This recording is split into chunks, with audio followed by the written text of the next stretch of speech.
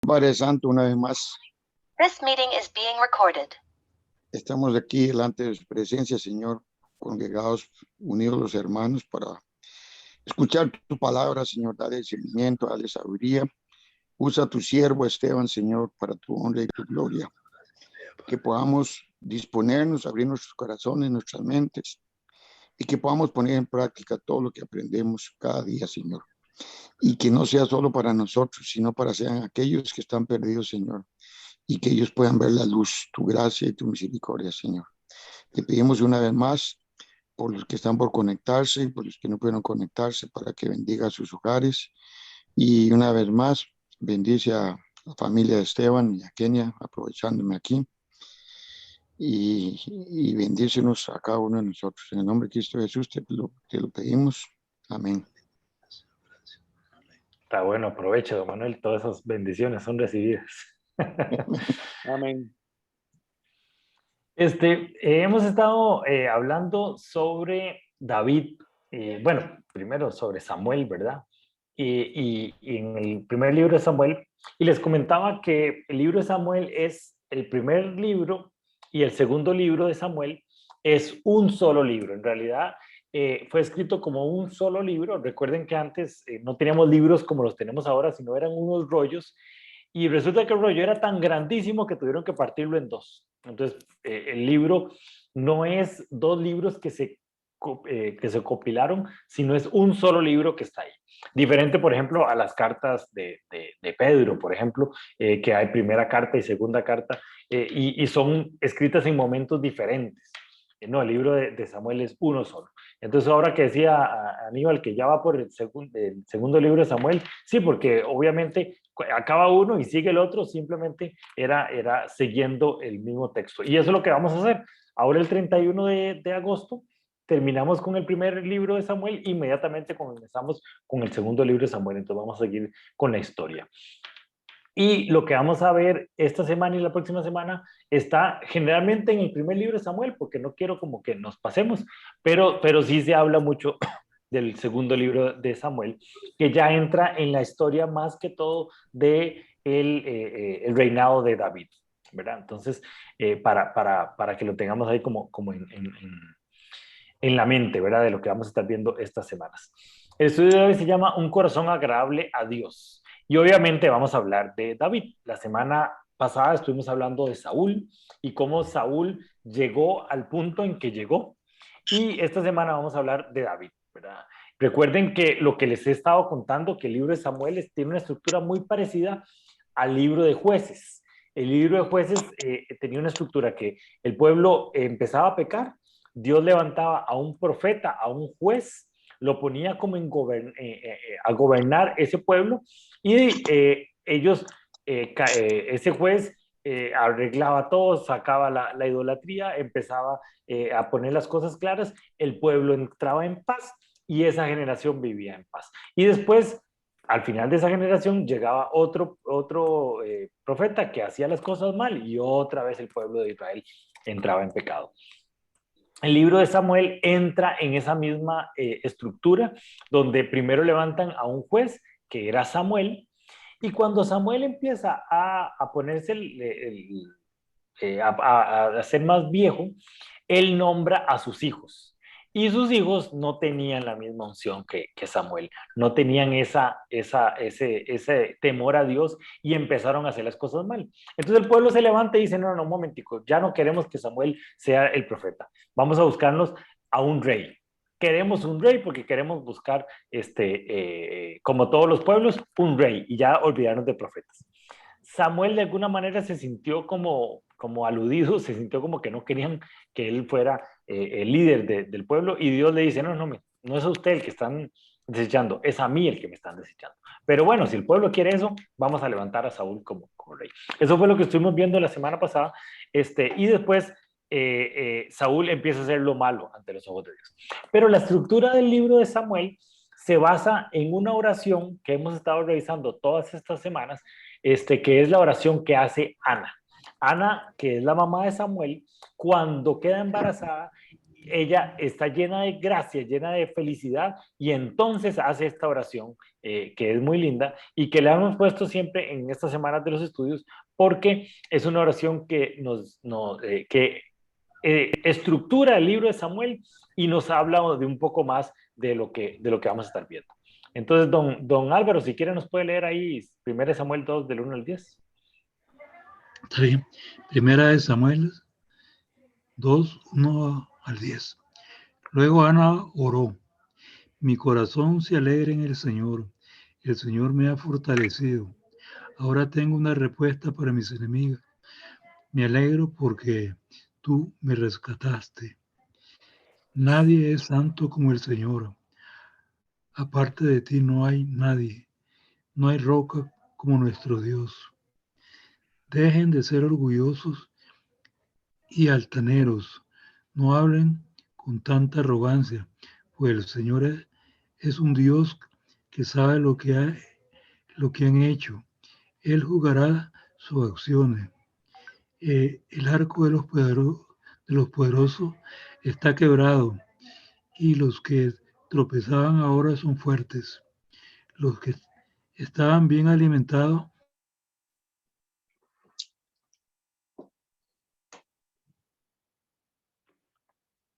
Sí, nos quedó un Álvaro ahí pegado. Quería Ok. la señal o Sí. algo. El Señor, bueno, le sigo yo leyendo. El Señor da la muerte como la vida, y a unos a la tumba y a otros levanta. El Señor hace a algunos pobres y otros ricos, a unos derriba y otros levanta. Él levanta al pobre del polvo y al necesitado del basurero. Los pone entre los príncipes y los coloca en los asientos de honor, pues toda la tierra pertenece al Señor y Él puso en orden el mundo. Él protegerá a sus fieles, pero los perversos desaparecerán en la oscuridad. Nadie tendrá éxito solamente por la fuerza.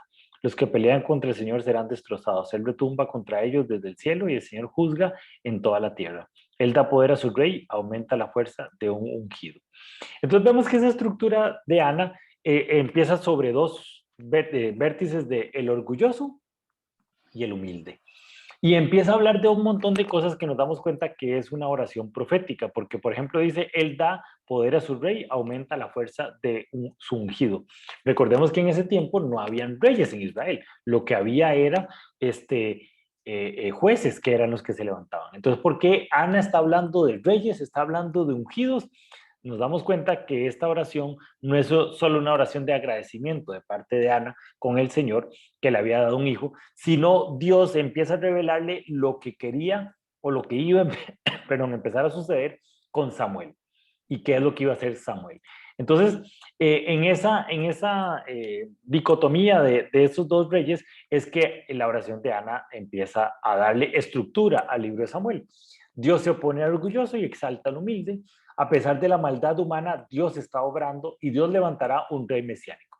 La semana pasada estábamos viendo esta parte de a pesar de la maldad humana, Dios está obrando, cuando veíamos toda la obra que estaba haciendo Saúl y cómo Saúl estaba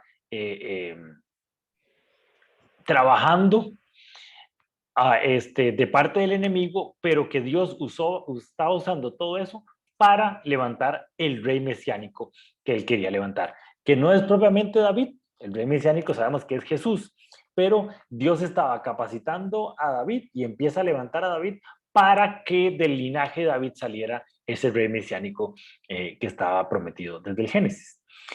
Entonces vemos la voluntad de Dios y cómo hacemos para conocer la voluntad de Dios. Samuel estaba empezando a caminar, él había levantado, después de que se había achicopalado, había levantado a Saúl, había sido un rey escogido por Dios, que era algo que yo no tenía tan claro. Yo siempre había pensado, ok, Saúl lo escogieron los hombres, y David lo escogió Dios, entonces por eso es que David había sido un rey totalmente diferente que Saúl.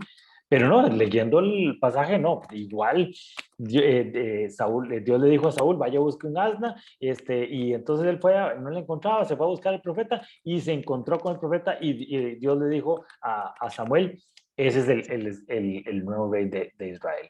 Entonces fue escogido por Dios. Lo que pasa es que el corazón de Saúl no estaba de acuerdo a el corazón de Dios. Entonces empezaron a haber rencillas y a haber problemas. Pero aquí vemos en Samuel 16:1 cuando ya Samuel tiene que cambiar su corazón hacia la voluntad de Dios. Entonces, Teito, no sé si puedes leernos ahí 1 Samuel 16:1.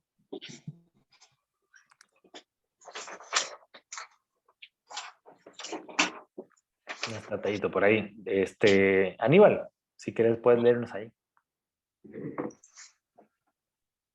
El Señor le dijo a Samuel: ¿cuánto tiempo vas a quedarte llorando por Saúl, si ya lo he rechazado como rey de Israel?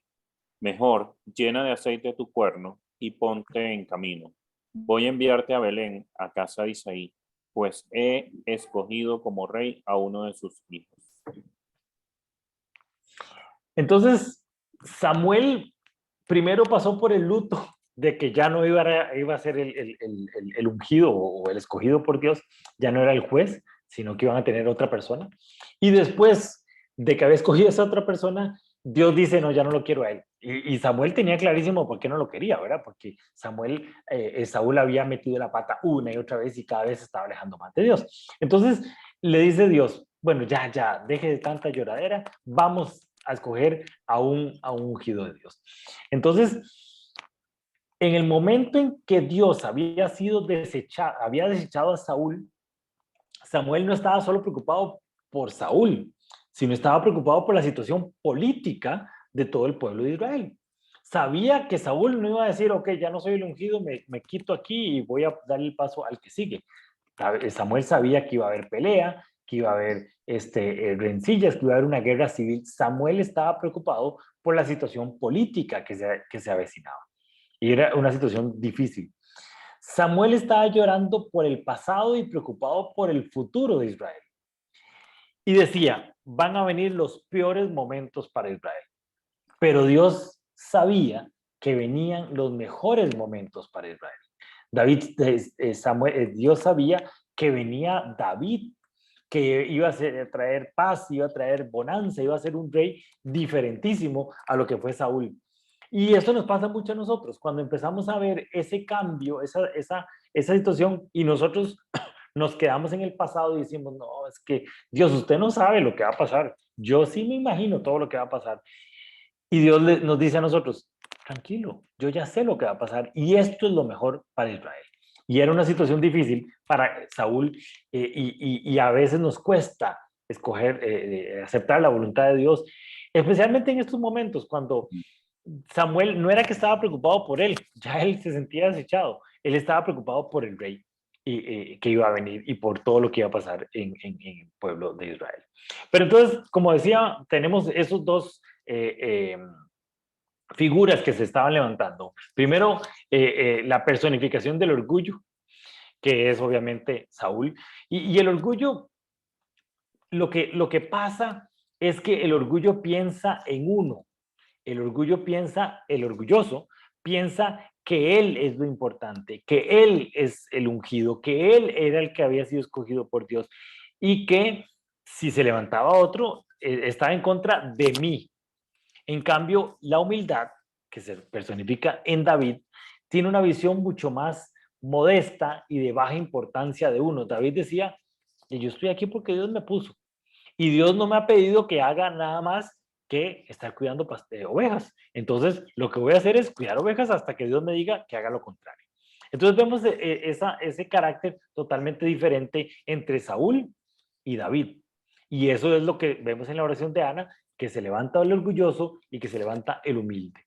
Y obviamente hoy vamos a ver un poco quién es ese humilde y cómo podemos parecernos a ese humilde. Entonces, Halder, si quiere, nos puede leer ahí 1 Samuel 17:8.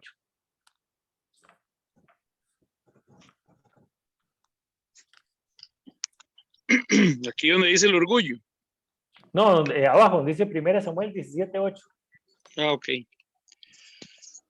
Disgustado por lo que decían, Saúl se enfureció y protestó. Que no tengo los anteojos. Y protestó.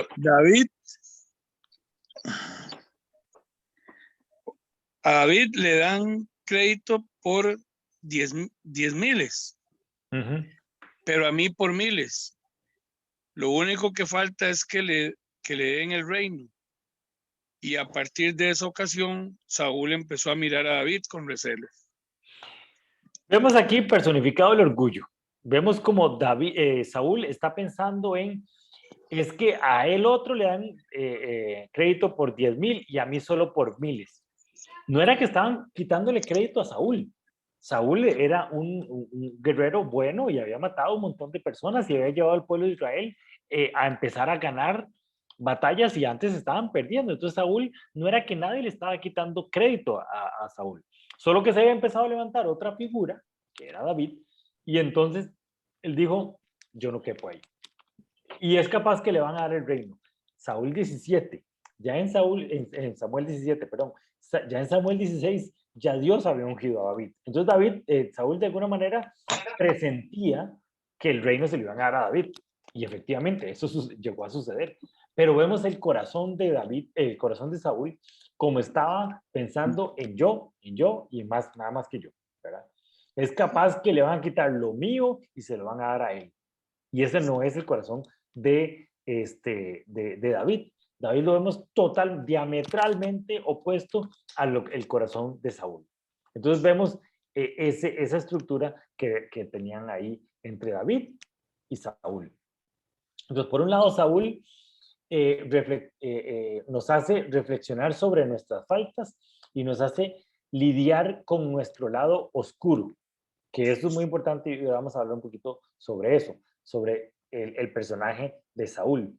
Voy un toque, Aníbal. No, si querés entonces, decime. Que yo tengo una consulta, una duda. En esa parte cuando las mujeres cantan esta canción de Saúl 1000 y David 10,000,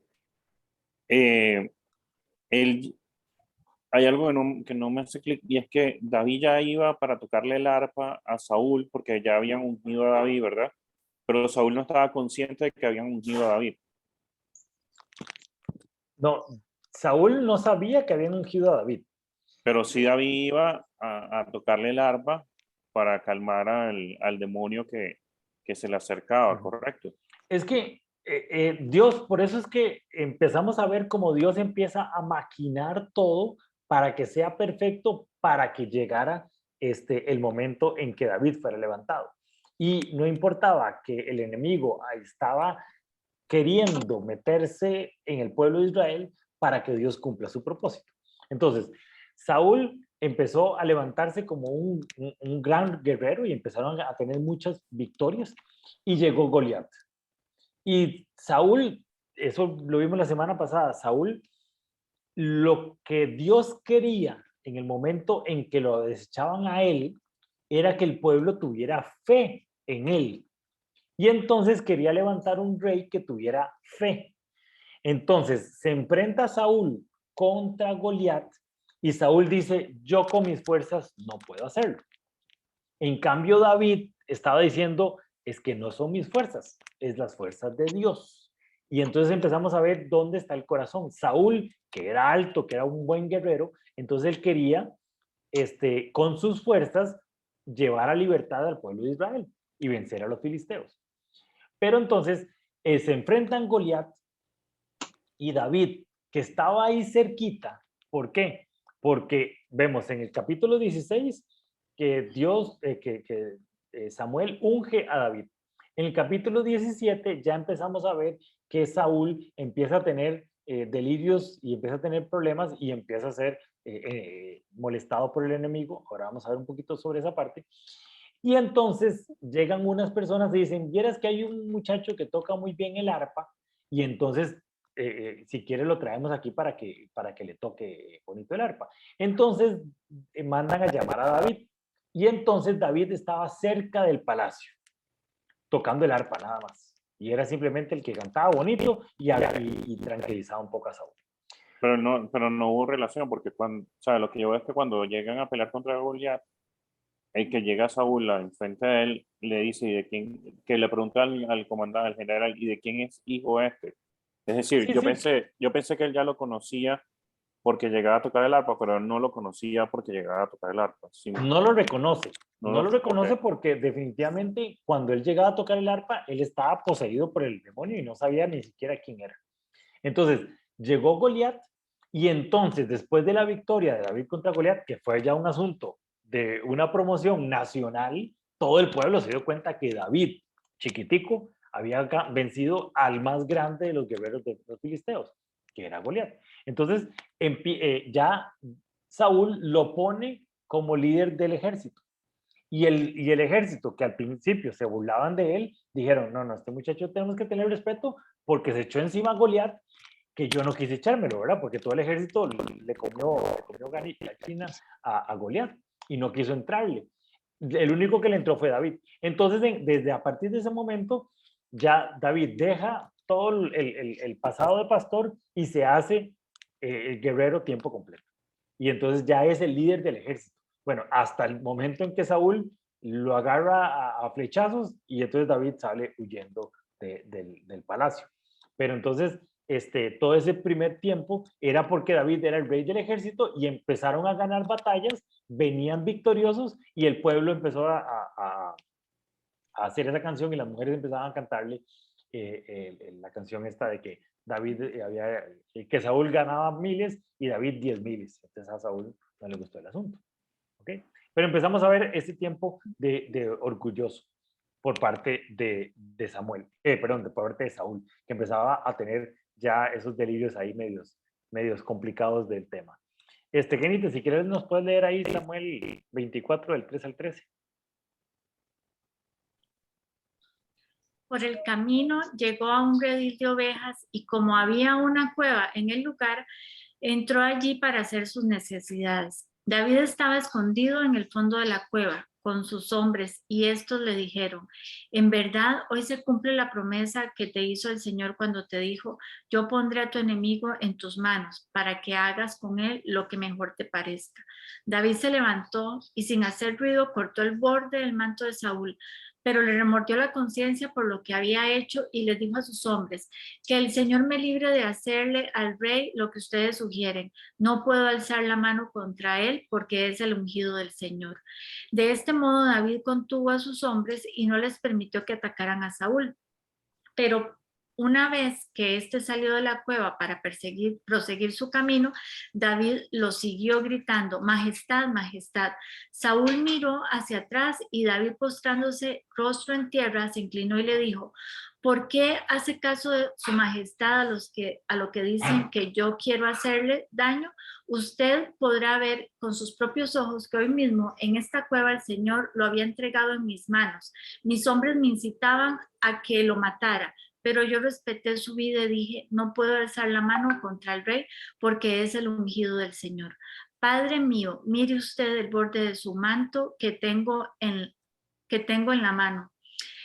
Yo corté este pedazo, pero no maté. Reconozca que yo no intento hacerle mal ni traicionarlo. Usted, sin embargo, me persigue para quitarme la vida, aunque yo no le he hecho ningún agravio. Que el Señor juzgue entre nosotros dos y que el Señor me vengue de usted, pero mi mano no se alzará contra usted. Como dice el antiguo refrán, de los malos la maldad. Por eso mi mano jamás se alzará contra usted. Veamos qué bonito el corazón de David. Ya aquí en este momento, David estaba huyendo de Saúl. Ya David sabía que él había sido escogido para ser el rey de Israel, pero Saúl era el que estaba en el poder en ese momento y Dios no le había dicho nada diferente a David, ¿verdad? No le había dicho, vaya y mate a David, vaya y mate a Saúl y usted va a ser el próximo rey. Esa indicación no le había dicho. Y aunque los que estaban con David le dijeron, mire, el Señor se lo puso aquí en bandeja de plata, y él dice, bueno, voy a empezar, y después se echa para atrás, se arrepiente y dice, ¿cómo voy yo a pelear, alzar mi mano contra el ungido del Señor? Vea cómo David tiene un corazón pensando, ok, el pueblo escogió un rey, Dios puso a Saúl, yo no me voy a meter con eso. Hasta este momento Dios no me ha dicho que haga y que mate a Saúl. Entonces, es el corazón totalmente diferente entre lo que era Saúl, con esa soberbia que pensaba en yo, y David con un corazón humilde, pensando en lo que Dios quiera. Y vamos a ver que lo que Dios empieza a pedirle a David, dura muchísimos años en completarse. David, sabiendo que era el ungido, no quiso hacer nada en contra de Saúl, sino lo respetó a él hasta que él muriera. Entonces vemos el otro lado del carácter de David, que es un ejemplo de confianza, esperanza a pesar de la maldad humana, y que Dios se opone al orgulloso y exalta al humilde. No importa que esta persona esté actuando de parte del enemigo, yo sé que Dios va a agarrar todo ese montón de situaciones difíciles y va a usarlas para forjar en mí el carácter para llegar yo a la promesa que Él cumplió. A veces nosotros nos peleamos con el enemigo creyendo que tenemos que hacer el plan, tenemos que ponernos en los zapatos de Dios y hacer lo que a Dios le toca hacer. Dios dijo, no importa Saúl, no importa que Saúl esté lleno de demonios, no importa que Saúl esté haciendo lo malo, yo estoy trabajando con David y yo voy a llegar a hacer que David llegue a ser el rey de Israel. Usted no se meta en mi plan. Y eso es lo que Dios empieza a trabajar con respecto a David y a Saúl, ¿verdad? Y llega el fin del soberbio. Llega el momento en donde se ve que ya Saúl llegó a su fin, ya había cumplido ya se había jalado 3 grandes tortas, y entonces ya Dios le había dicho, va a llegar ese momento del fin, ¿verdad? Teito, yo no sé si estás por ahí como para leernos 1 Samuel.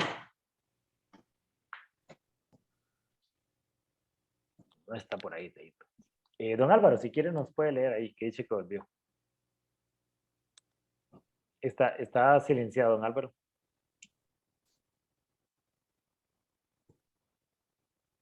Don Álvaro está silenciado, todavía no lo podemos oír.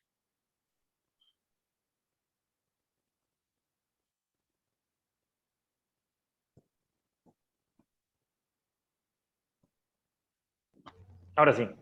Voy de nuevo. Sí. Primera de Samuel 31:1-5. Los filisteos fueron a la guerra contra Israel y los israelitas huyeron ante ellos. Muchos cayeron muertos en el monte Gilboa. Entonces los filisteos se fueron en persecución de Saúl y lograron matar a sus hijos Jonatán, Abinadab y Malquisúa. La batalla se intensificó contra Saúl y los arqueros lo alcanzaron con su flecha. Al verse gravemente herido, Saúl le dijo a su escudero: saca la espada y mátame, no sea que lo hagan esos incircuncisos cuando lleguen y se diviertan a costa mía. Pero el escudero estaba tan asustado que no quiso hacerlo, de modo que Saúl mismo tomó su espada y se dejó caer sobre ella. Cuando el escudero vio que Saúl caía muerto, también él se arrojó sobre su propia espada y murió con él. Así en un mismo día murieron Saúl, sus 3 hijos, su escudero y todos sus hombres. Entonces vemos que llegó el fin de Saúl, y no solo llegó el fin de Saúl, llegó el fin de todos los hijos de Saúl, porque si recuerdan, Jonatán era muy amigo de David, inclusive David le había dicho, mire, usted y yo vamos a reinar juntos, quitemos cuando llegue el momento, pero no era el plan de Dios. Dios dijo, yo quiero quitar a Saúl y quitar a toda su descendencia para que no vayan a ser ellos a seguir el linaje como reyes. Porque cuando Dios le quita la unción a Saúl, le dice, y sus hijos no van a tener que ver nada con el reinado de Israel. Y entonces empiezan ya el momento en donde Saúl empieza ya a levantarse como rey y poco a poco empieza a ganar las características para ser ya el rey de Israel. Dios había desechado a Saúl y estaba bendiciendo a David. Y entonces en la Biblia dice, y que esto lo estuvimos viendo hace unas semanas, que un espíritu malo había sido enviado por Dios para atormentarlo. Entonces, quería hablar sobre este tema porque aunque lo pusimos ahí en el chat, quería que lo tocáramos el día de hoy, porque es que Dios envía, o la palabra de Dios dice que Él envía un espíritu malo para atormentarlo. Si Dios no hace lo malo, entonces, ¿qué es lo que verdaderamente sucedió aquí? Entonces, quería tocar esto para explicarlo un poquito mejor de lo que hicimos en el chat. La cosmología del escritor del libro de Samuel es una cosmología prebabilónica. ¿Qué quiere decir? Toda la parte espiritual, todo el conocimiento espiritual que tenía el escritor del libro de Samuel, es un conocimiento espiritual que es antes del exilio, ¿verdad? Recuerden que cuando fue escrito el libro de Samuel, después vienen reinados de Salomón y después vienen otro montón de reyes y llegan hasta el tiempo del exilio. En el momento del exilio, el pueblo de Israel pierde la tierra prometida, se llevan a todo el pueblo de Israel a vivir con la cultura babilónica y mucho de la cosmología de Babilonia empieza a ser a llegar al pueblo de Israel. ¿Qué quiere decir? Lo que hacía Babilonia era no que mataba a toda la gente de ese pueblo, sino lo que hacía era que se llevaba a ciertas personas que eran influyentes, iba a decir que eran influencers, pero no, en ese tiempo no habían influencers, eran personas influyentes, se los llevaban, les enseñaban la forma babilónica y los metían al pueblo otra vez para que ellos fueran los que verdaderamente conquistaran ideológicamente el pueblo que estaban sometiendo. Vemos el caso, por ejemplo, de Daniel, que fue llevado a Babilonia, les cambiaban el nombre y les pedían que hicieran las cosas como Babilonia los hacía, y que comieran las cosas, que perdieran sus costumbres, y Daniel no lo hizo. Y el pueblo de Israel se mantuvo muy firme en todas sus creencias, y entonces cuando ellos vuelven a conseguir a colonizar la tierra prometida, cuando vuelven ellos a la tierra prometida, mantuvieron muchas de sus creencias y de sus conocimientos.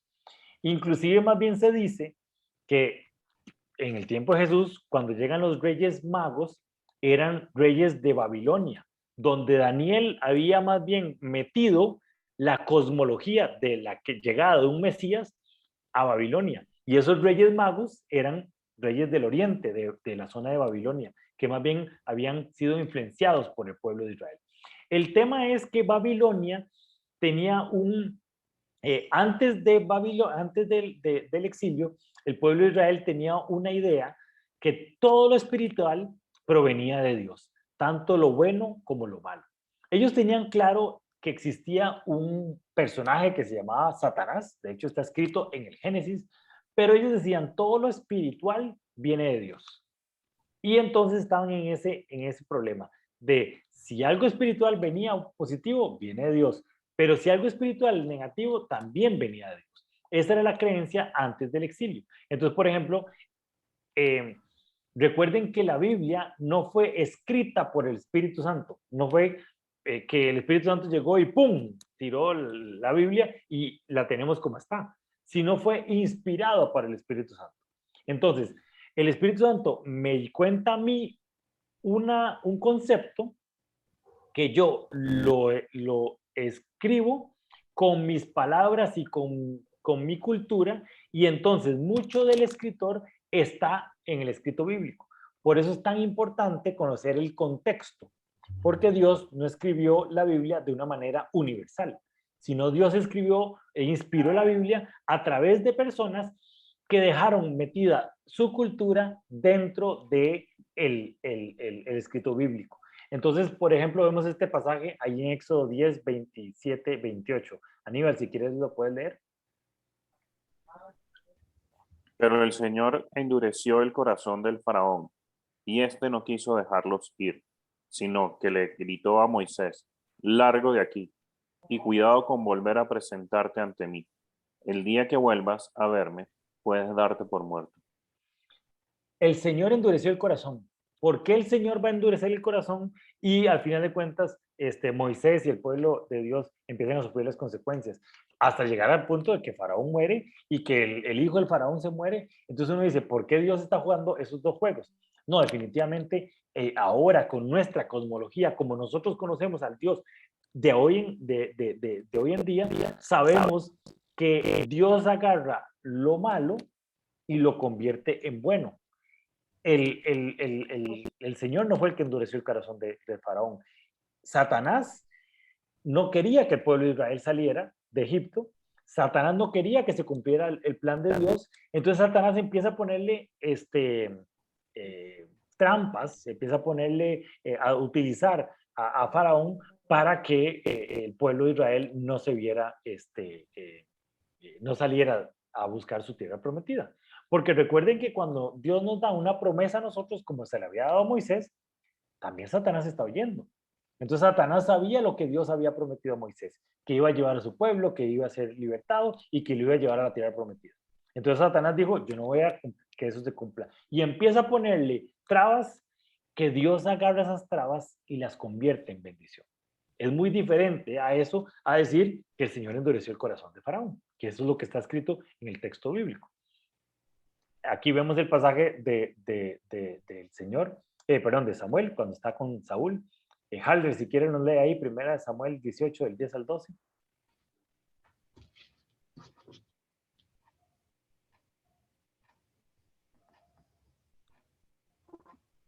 Ok, estaba sin micrófono. Es el versículo que está hablando Samuel 18, del 10 al 12. Al día siguiente, el espíritu maligno de parte de Dios se apoderó de Saúl, quien cayó en trance en su propio palacio. Andaba con una lanza en la mano y mientras David tocaba el arpa, como era su costumbre, Saúl se la arrojó, pensando, a este lo clavo en la pared. 2 veces lo intentó, pero David logró esquivar la lanza.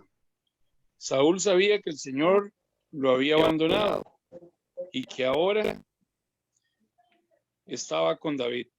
Por eso tuvo temor de David. Entonces vemos aquí otro pasaje donde dice, el espíritu malo de parte de Dios se apoderó de Saúl.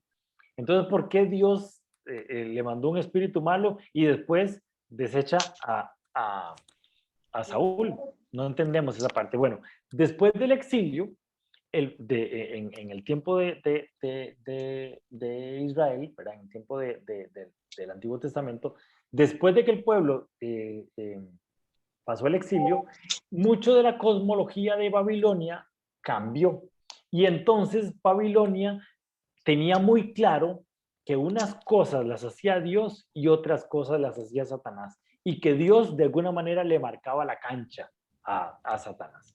Y siempre con una jerarquía de Dios y siempre con ese espíritu de libertad que Dios siempre nos contaba. Entonces, eso cambió. Después de Babilonia empezamos a ver ya otros textos bíblicos con una idea diferente. El libro de Crónicas es muy interesante porque el libro de Crónicas está escrito luego del exilio. En cambio, el libro de Samuel está escrito antes del exilio. Pero el libro de Crónicas cuenta las mismas historias de los reyes Saúl y David, pero con una cosmología totalmente diferente. Y empezamos a ver muchos pasajes que se parecen, pero que al final de cuentas tienen esa cosmología diferente. Entonces, Kenita, si quieres lees ahí 2 Samuel 24, del 1 al 2 y después del 10 al 12.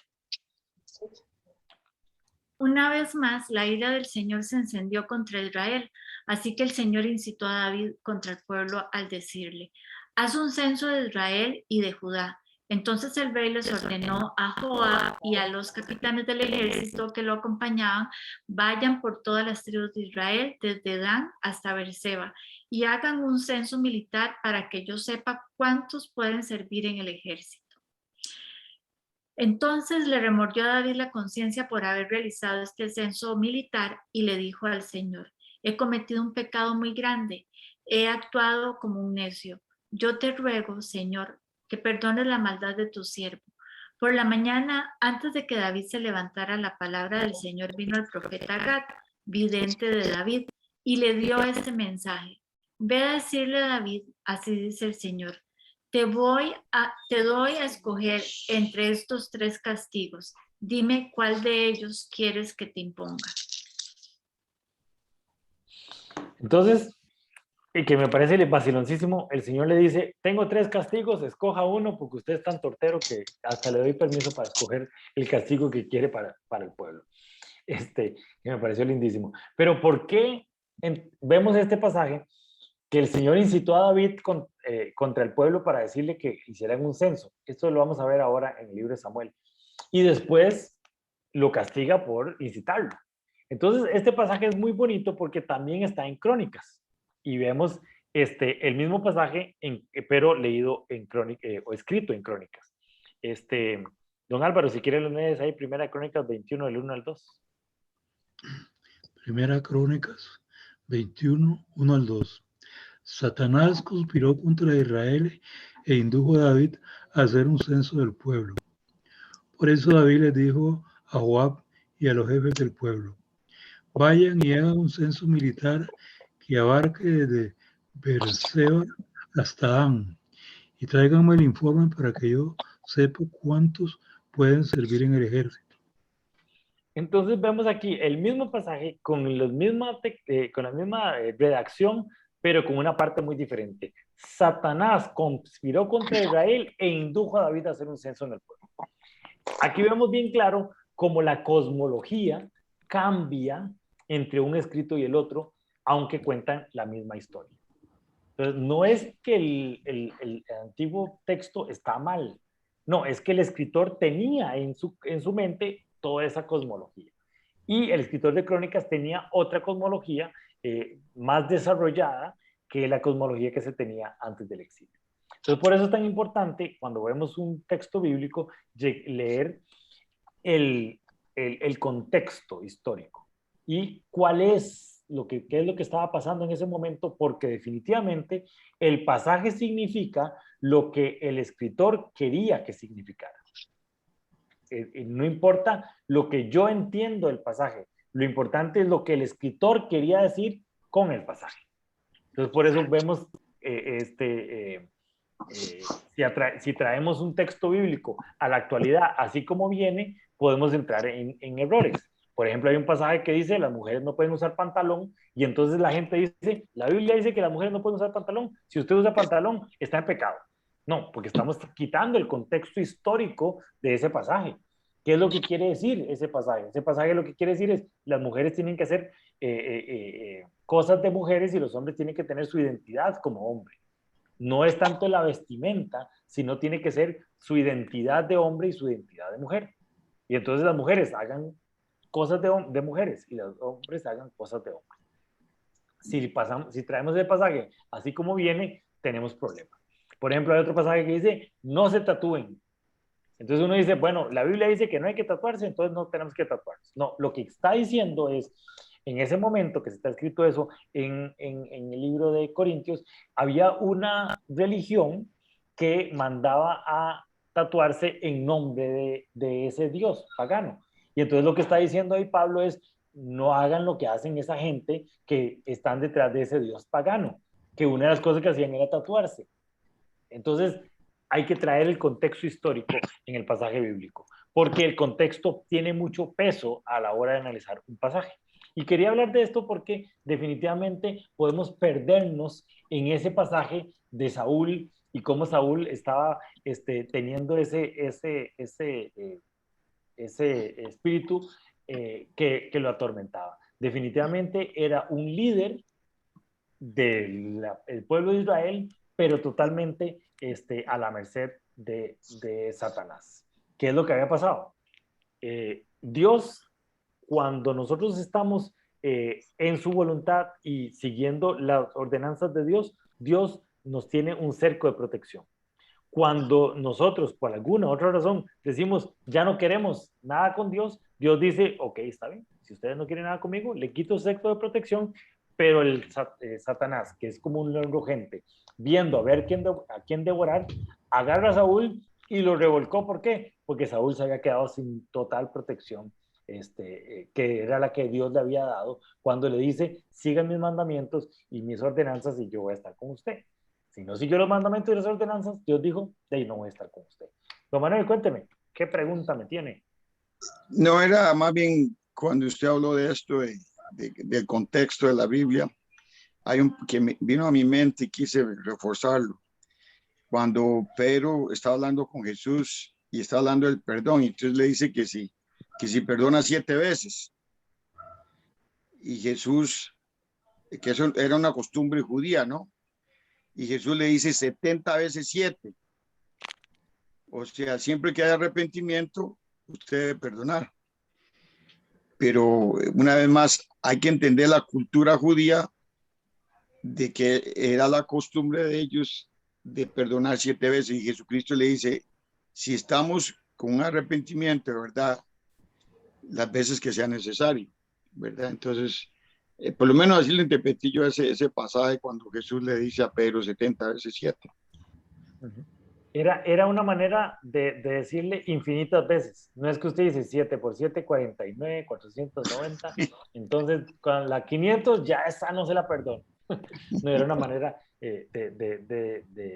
una manera poética de decir siempre hay que perdonar. Por eso es tan importante seguir el contexto histórico de todos los pasajes. Lo que vemos en ese pasaje es que Saúl sabía que el Señor lo había abandonado y que ahora estaba con David. Y por eso le tuvo temor, ¿verdad? En ese momento, él dejó todas las puertas abiertas y el espíritu malo fue enviado a él. Dios abre las puertas y el carácter las mantiene abiertas. Este pasaje que dicen en Comunidad Paz a mí me encanta, porque definitivamente Dios le había abierto las puertas a Saúl para que fuera el rey escogido por parte de Dios y para que tuviera una promesa y que tuviera una injerencia en la historia de Israel. Pero el carácter de Saúl no mantuvo las puertas abiertas. Saúl, y lo vimos la semana pasada, una y otra vez estuvo fallando a lo que Dios le dijo y entonces Dios dijo, ya ahí está, hasta ahí llegó, ya no voy a estar con Saúl porque no es el líder que yo ocupo que sea. Dios le dio la oportunidad, le abrió todas las puertas, lo ungió, le dio sabiduría. Inclusive el pasaje dice que empezó a profetizar milagrosamente, porque nunca había profetizado en su vida, pero empezó a profetizar en el momento que fue ungido. Pero Saúl, el carácter de Saúl poco a poco fue cerrando las puertas y entonces Dios no puede hacer nada contra nuestro carácter. Al otro lado de la moneda, ¿cómo hacemos para parecernos a David? Esa debería ser lo que nosotros deberíamos de estar pensando siempre a la hora de que estamos terminando de leer este primer libro de Samuel. ¿Okay? Veamos aquí Samuel 17, del 28 al 39. Don Álvaro, si quieren nos lo lee. Por favor. Primera Samuel 17, 28 al 39. Eliab, el hermano mayor de David, lo oyó hablar con los hombres y se puso furioso con él. Le reclamó, ¿qué has venido a hacer aquí? ¿Con quién has dejado esas pocas ovejas en el desierto? Yo te conozco, eres un atrevido y malintencionado. Seguro que has venido para ver la batalla. ¿Y ahora qué hice? Protestó David, si apenas he abierto la boca. Apartándose de su hermano, le preguntó a otros, quienes le dijeron lo mismo. Algunos que oyeron lo que había dicho David, se lo contaron a Saúl, y éste mandó a llamarlo. Entonces David le dijo a Saúl, nadie tiene por qué desanimarse a causa de este filisteo. Yo mismo iré a pelear contra él. ¿Cómo vas a pelear tú solo contra este filisteo? Replicó Saúl. No eres más que un muchacho, mientras que él había sido un guerrero toda la vida. Mientras que él ha sido un guerrero toda la vida. Si quiere nos continúa ahí leyendo. ¿Sigo? Sí. David le respondió, a mí me toca cuidar el rebaño de mi padre. Cuando un león o un oso viene y se lleva una oveja del rebaño, yo la persigo y lo golpeo hasta que suelta la presa. Y si el animal me ataca, lo agarro por la melena y lo sigo golpeando hasta matarlo. Si este siervo de su majestad ha matado leones y osos, lo mismo puede hacer con ese filisteo pagano, porque está desafiando al ejército del Dios viviente. El Señor, que me libró de las garras del león y del oso, también me librará del poder de ese filisteo. Anda, pues, dijo Saúl, y que el Señor te acompañe. Luego Saúl vistió a David con su uniforme de campaña. Le entregó también un casco de bronce y le puso una coraza. David se ciñó la espada sobre la armadura e intentó caminar, pero no pudo porque no estaba acostumbrado. No puedo andar con todo esto, le dijo a Saúl. No estoy entrenado para ello. Vemos que lo que le faltaba a Saúl era fe. Y lo que tenía David era una mente bien clara que no era él, que no era lo que él tenía, no era lo que él era, lo que iba a hacer que venciera a Goliat. Era que Dios estaba con él, que David tenía la fe. Y no solo eso, sino tenía el entrenamiento, porque no solo la fe es lo que hizo a David ganarle a Goliat, sino el entrenamiento que él había recibido. Cuando estaba ahí con las ovejas, él había vencido un león, él había vencido un oso, y había sido el entrenamiento que Dios le había hecho para que cuando llegara el momento para estar ahí frente a Goliat, él sabía cómo vencerlo. Él decía, yo, ese animal lo agarra, yo lo mato con una piedra. Y entonces Saúl dijo, bueno, ok, está bien, si usted quiere entrarle a Goliat, venga, pero tenga mi arma, tenga mi espada, tenga mi escudo. Y David dijo, no, yo no fui entrenado así. Y aquí me encanta, yo no estoy entrenado para ello. Yo estoy entrenado para matar con piedras, no estoy entrenado para matar con espadas. Entonces, yo voy a hacerlo a la manera en que Dios me enseñó a mí. Entonces, el corazón de David sabía que era con lo que Dios le había dado y con el entrenamiento que Dios le había dado en lo privado. Y no era con lo que la gente decía, con lo que la gente lo estaba animando a hacer, que se ganaban las batallas, que era el problema de Saúl. Saúl estaba pensando más en la gente, en el qué dirán, en lo que estaba sucediendo y en cómo me veo yo como el ungido de Dios ante el pueblo. Ese era el corazón de Saúl. El corazón de David es, en lo privado había sido entrenado, ahora voy a tener las victorias en lo público. ¿Okay? Entender los tiempos de Dios son súper importantes para tener un corazón agradable a Dios, como lo tenía David. David sabía, ok, estoy en entrenamiento, yo ya estoy ungido por Dios, no importa, yo voy a quedarme aquí cuidando ovejas, porque esto es lo que Dios me ha dicho que haga.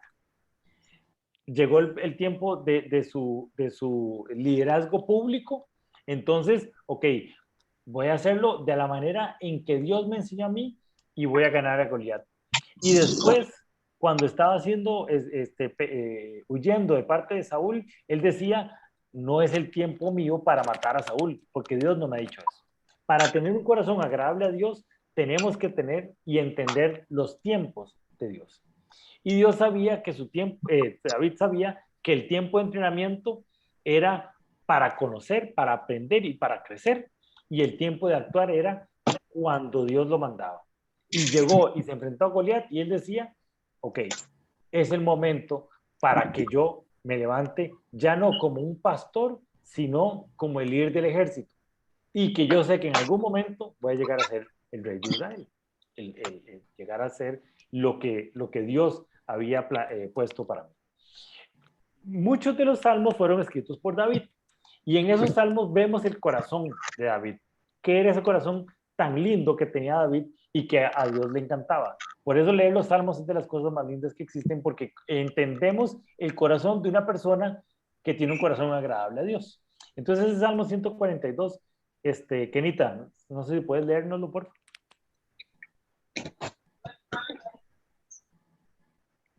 ¿Cómo le suplico a Dios? ¿Cómo imploro su misericordia y derramo ante Él mis quejas y le cuento mis problemas?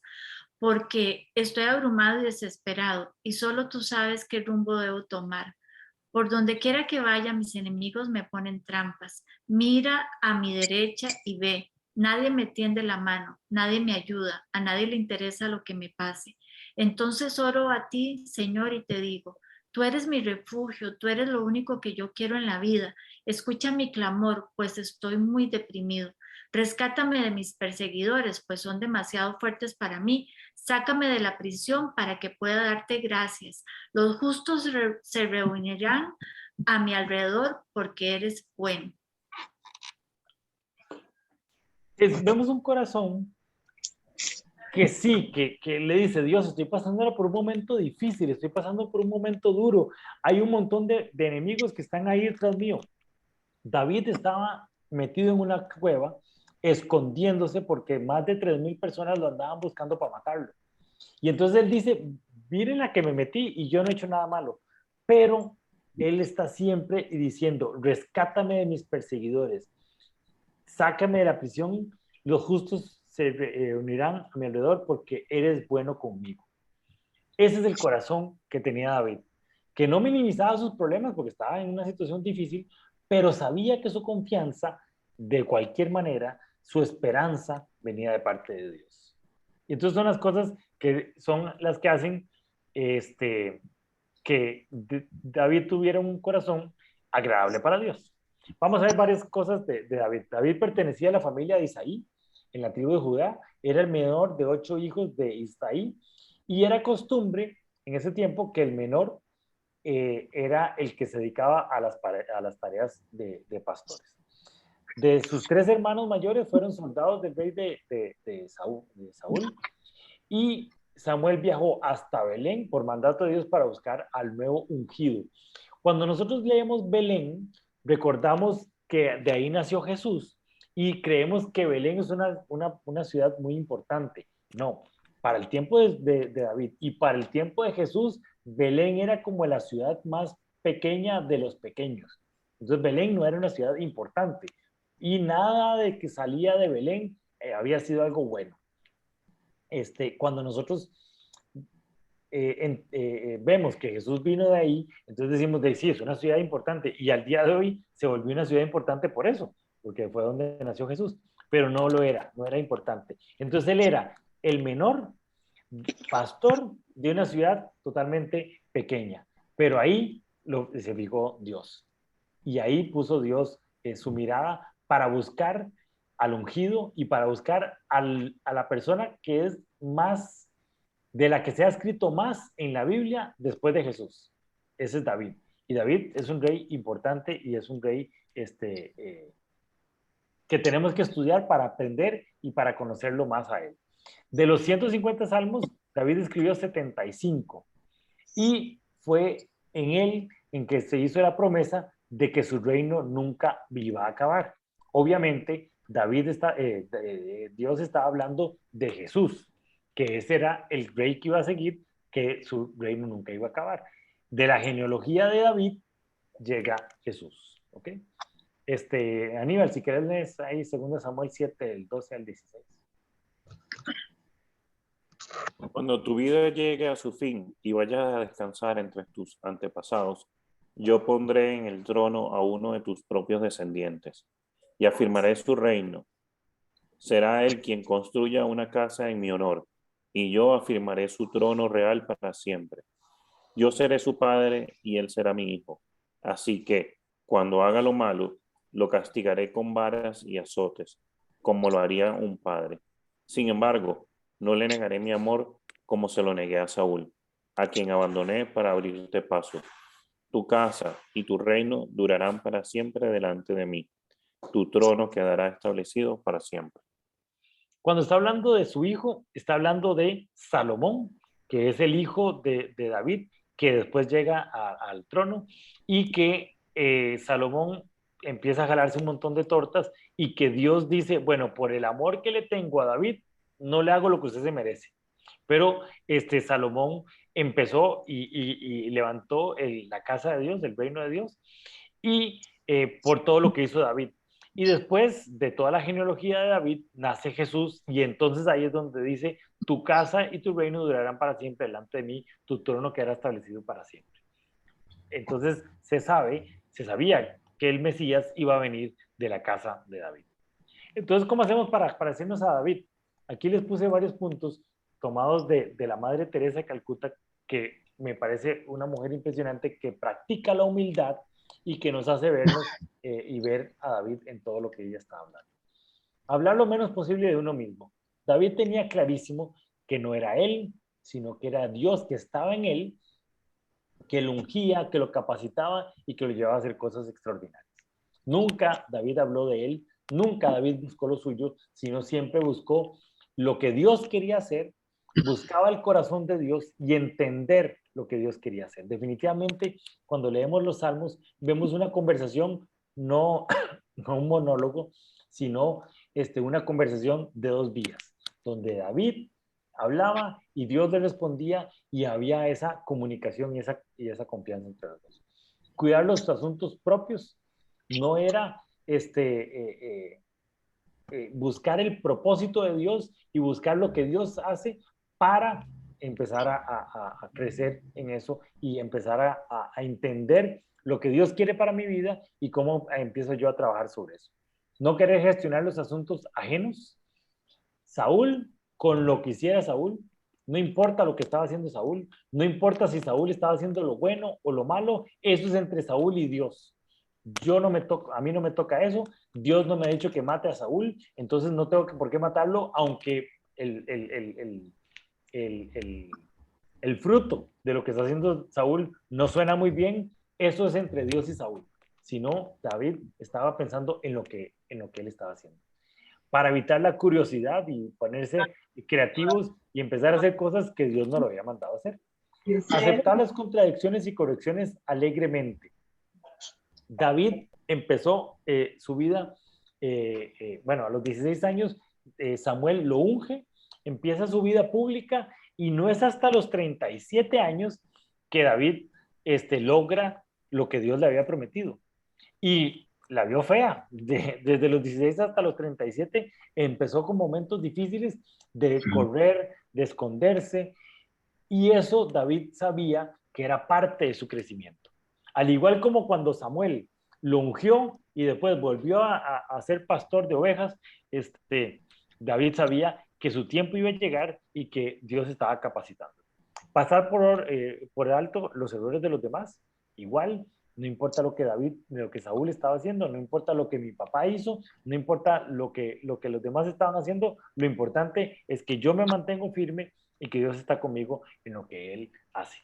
Aceptar los insultos y lesiones, definitivamente, cuando David estaba en la cueva y lo que quería él era decirle a Saúl, mire, yo no lo ando buscando a usted para matarlo, la prueba está aquí, por favor, confíe en mí. Y el otro empezaba a insultarlo y empezaba a tratarlo lo más mal. Y David no decía, ok, yo le di oportunidades, ahora me toca matarlo. No, él acepta esos insultos y esas lesiones y acepta ser despreciado, olvidado y rechazado.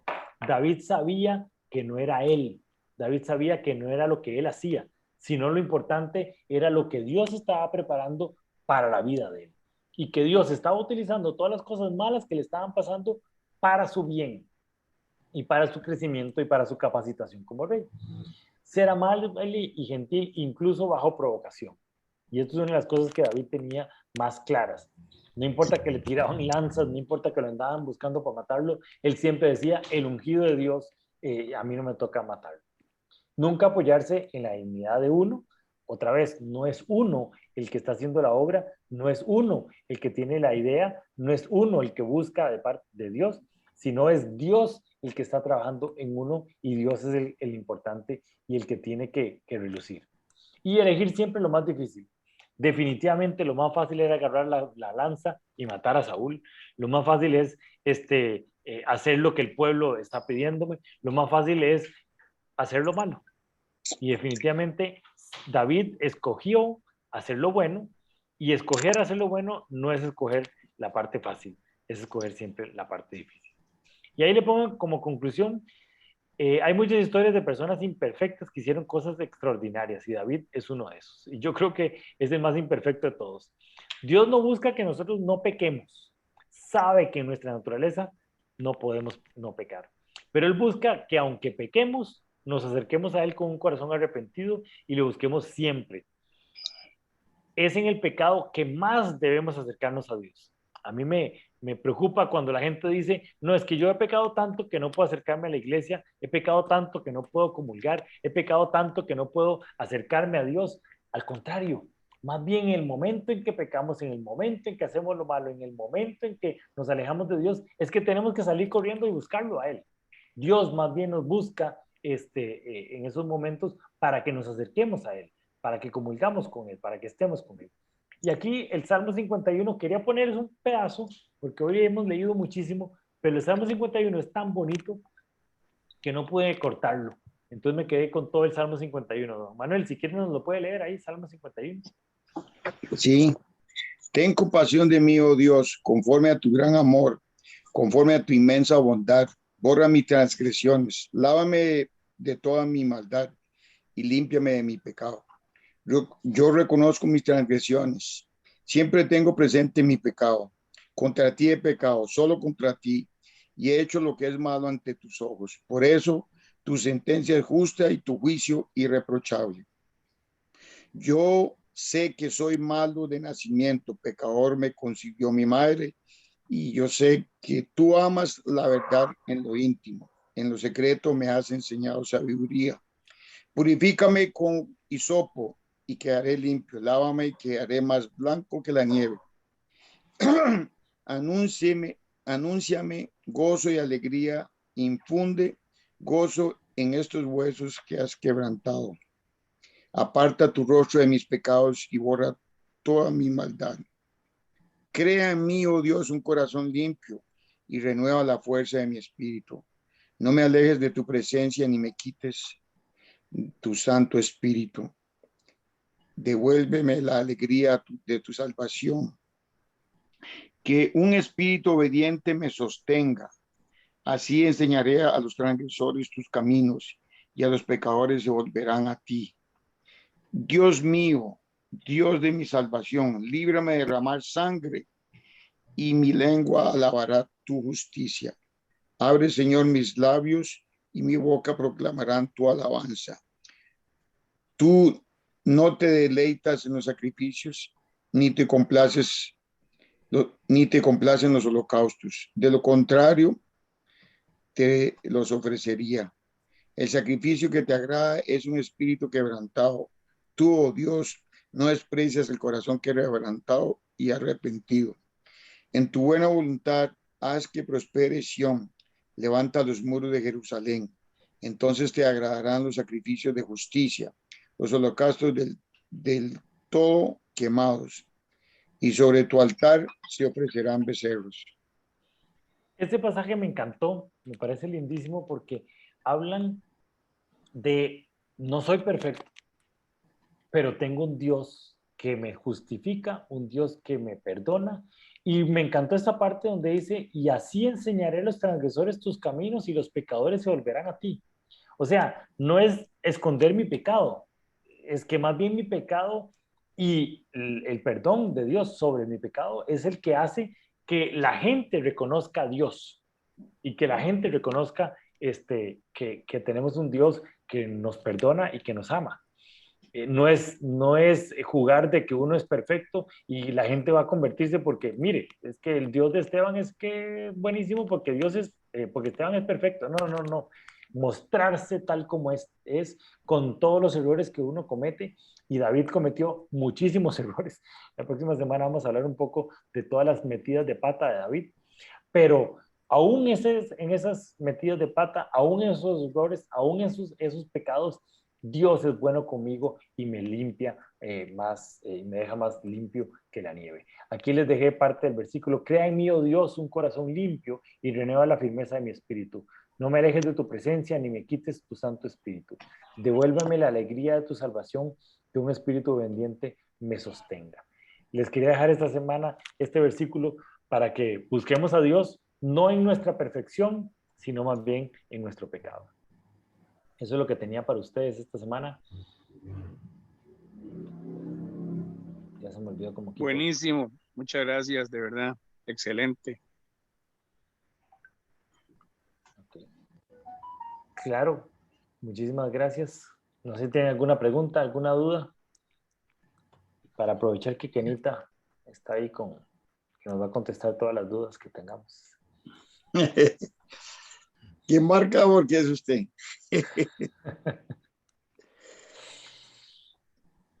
Yo, Dígame, cada vez Teito. que Sí. me quedé dormida. Ay, David me dice, mami, mami, ¿te dormiste? Yo le dije, ay, sí, le dije yo. Y voy a, qué horror. Ay, Dios santo, el almanaque, vale, me está pegando. Tranquila, Teito, tranquila. Ahí por ósmosis del Espíritu Santo Pero le lleva. a mí esas de Samuel también me gustan bastante. Lo que pasa es que yo estoy ahorita muy floja escribiendo, ¿no? Ujú. Pero sí, yo las leo y aprovecho y leo todos los que escriben y así las repaso. Está bueno. Sí, sí, sí. Pero a mí me gusta más cuando yo las escribo porque cuando las escribo me las aprendo. O sea, se me quedan más tiempo, ¿verdad? Pero ahí voy. Está bien, Teito. No ¿Y importa. cómo están todos bien? Bien, bien, gracias a Dios, todo bien. Con toda la pata, todo. Ujú. Esteban, un comentario sobre Ujú. Jonathan. Sí. Jonathan que amaba a David y le soplaba por dónde venía el tata a matarlo a David, le soplaba. Ujú. Y al final también Jonathan muere, ¿no? Y entonces yo digo que esa parte de la película como que muy trágica, porque yo pensé que al final iba a terminar siendo solidario y apoyo para David, pero Dios le quita todo el linaje de Saúl. Pero sí, Jonathan le pegaba unas salvadas tremendas a David. Sí, sí. No, y David le dice, tranquilo, Jonatán, cuando usted y yo estemos, cuando yo quede rey, usted va a estar conmigo y vamos a reinar juntos, usted ha sido fiel conmigo y no sé qué. Pero ese era el corazón de David, no era el corazón de Dios. Dios dijo, yo tengo que sacar todo linaje de Saúl porque eso es lo que yo dije y lo que yo dije se hace. No importa que usted tenga un corazón blando y quiera salvar a Jonatán, que al final de cuentas se lo merecía Jonatán, ¿verdad? Fue bueno con David y siempre le decía, mira, David, Saúl va a ir por acá. Pero yo creo que es parte de lo que veíamos en la estructura del libro de Samuel. Dios agarra lo malo y lo acomoda a su plan perfecto. Y entonces levantó a Jonatán, que David tuviera una relación muy cercana con él, y eso ayudó a que David, de alguna manera, se librara de un montón de batallas duras que iba a tener David. Dios ocupaba que Jonatán estuviera ahí, pero su plan Claro. para Jonatán no era que reinara junto con David, sino era que muriera junto con todo el linaje de Saúl. Y así fue. Inclusive la Eso primera fue lo que esposa pasó. de él no tuvo hijos, correcto. Exactamente, sí. No se habla de hijos con David, porque la primera esposa era hija de Saúl, ¿verdad? Entonces, de alguna manera era el linaje de Saúl. Lo que sí pasa es que no fue que de Salomón era el primer hijo de David, sino David tuvo otros hijos antes que Salomón.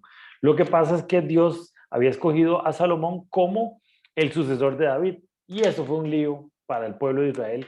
En el único momento en el que el pueblo de Israel está todos unidos con un solo rey, es con Dios, con David. Inclusive con Salomón ya se pierde esa unión del pueblo de Israel y nunca más el pueblo de Israel tiene un solo rey, como lo hizo con David. No sé si tienen algún comentario. Ya esta semana terminamos con el primer libro de Samuel y seguimos con el segundo libro de Samuel, que el primer libro de Samuel empieza cuando termina cuando Saúl empieza a caer, al finalmente muere, David empieza a levantarse, pero ya la plenitud del reinado de David se da en el segundo libro de Samuel y después se ven otras historias ahí de parte de Saúl. Perdón, de parte de David y otros reyes que siguen después de David. Pero eso es lo que vamos a ver la próxima semana. La próxima semana vamos a seguir estudiando un poco a David y cómo crecer en lo que David tiene para nosotros.